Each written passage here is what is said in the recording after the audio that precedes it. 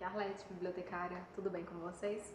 Estamos em novembro, né, o mês da consciência negra, e hoje eu vim falar de um livro que me impactou muito e eu tenho certeza que ele tem esse poder em todos os leitores. É impossível você ler essa obra e sair da mesma forma que você estava antes. E o livro se chama Eu Sei, Porque o Pássaro Canta na Gaiola, de Maya Angelou. Esse livro é uma autobiografia e é o primeiro da escritora. Ela tem outras autobiografias e esse retrata a sua primeira infância até a adolescência. E, gente, é um livro muito forte, então, assim, ele é recomendado para leitores, assim, mais experientes, a partir mesmo do ensino médio, por volta dos 15 anos para cima. Antes disso, eu não recomendo, porque ele tem passagens, assim, muito fortes, que precisa mesmo de uma maturidade para ler. A Maya Angelou, ela foi uma ativista, uma mulher, assim, muito forte, poderosa, uma mulher negra. Ela até gosta de enfatizar muito essa característica.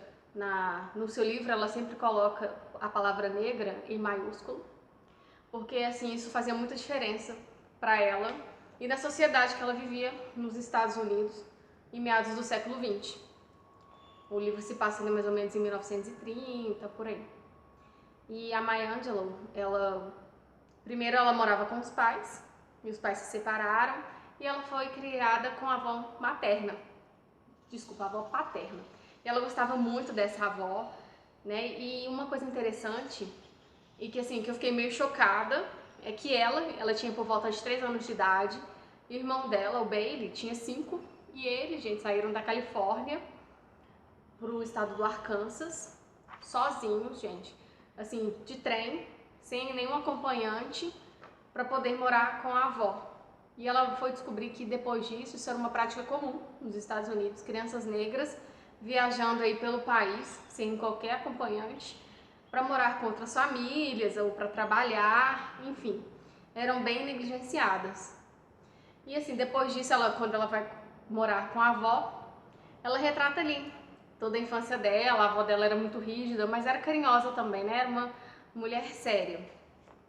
E ela vai retratando que a avó dela tinha um mercado, que era um mercado para negros. Não sei se vocês já viram em filmes, em algumas outras obras, que não é ficção não. Era uma realidade que era tudo muito segregado. As coisas eram para negros e para brancos. Então ela tinha um mercado para negros e por causa disso ela tinha um certo respeito, e a Maya ela enfatiza muito isso. A avó dela era chamada de senhora e era uma das poucas negras que tinham esse tratamento. Ela tinha muito orgulho disso, que a minha avó é chamada de senhora. E ela tem uma memória muito boa. Eu até me identifiquei isso com a Maya, porque eu também costumo me lembrar muito da minha memória, assim, da mais terra infância.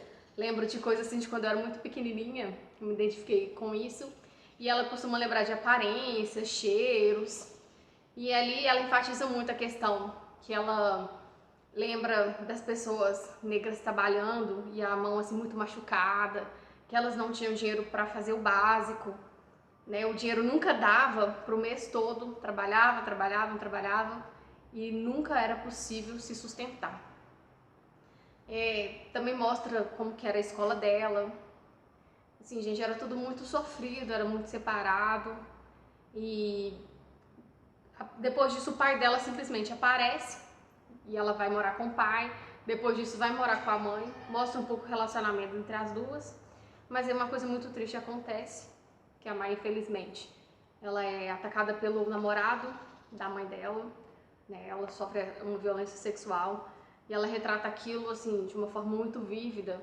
Ela tem aquilo muito explícito, né? Ali aquilo choca muito. Ela retrata assim de uma forma muito dolorosa.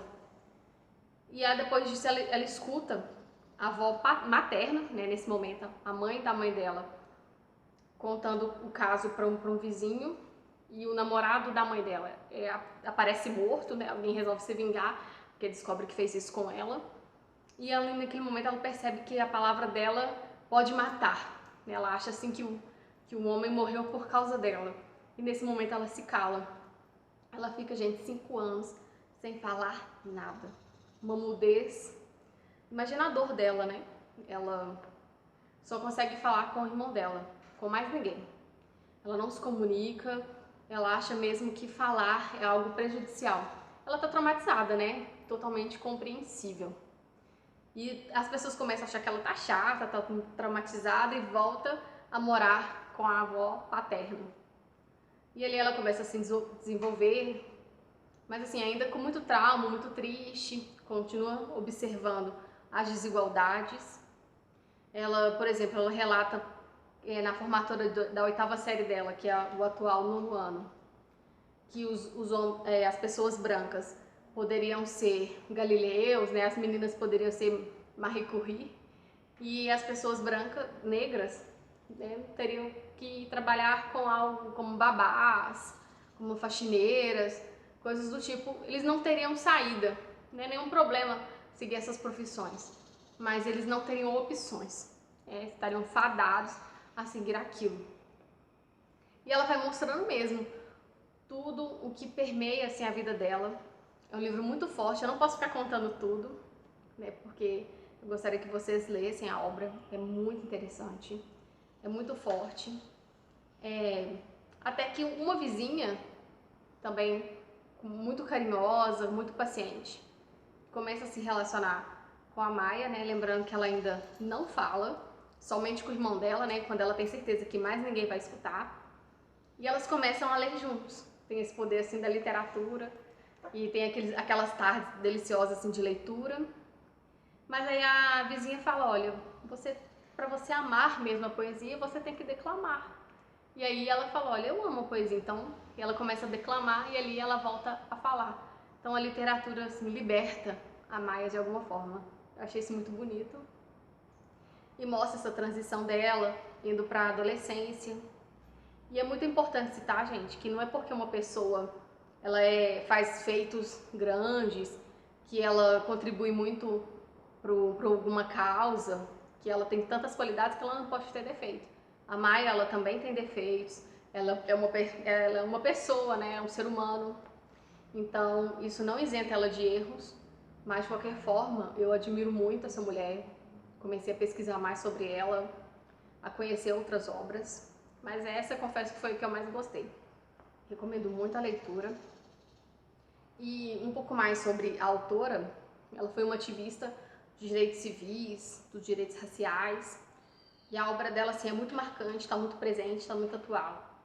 Ela militava junto com Martin Luther King Jr., com Michael X, e vocês podem conhecer mais sobre ela, assim, só digitar o nome dela no Google, aparece um monte de coisa, no YouTube, tem documentários, bastante coisa.